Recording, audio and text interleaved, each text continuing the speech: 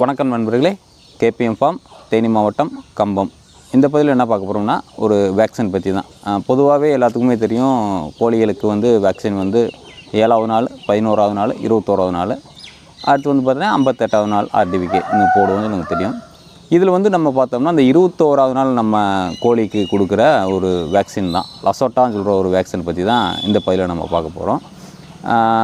இந்த வேக்சின் வந்து நம்ம எப்படி மிக்ஸ் பண்ணணும், அது எப்படி நம்ம கோழிக்கு கண்ணில் கொடுக்கணும், என்ன ரேஷியோவில் கொடுக்கணும், 100 டோஸ்க்கு வாங்கினா இது எத்தனை ml நம்ம அந்த லிக்விட் வாங்கணும் அப்படின்னு சொல்லிட்டு ஒரு தெளிவான ஒரு பதிவு வந்து இந்த பதிவில் நம்ம பார்க்கலாம்.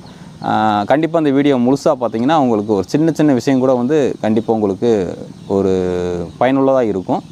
வாங்க வீடியோக்குள்ளே போகலாம்.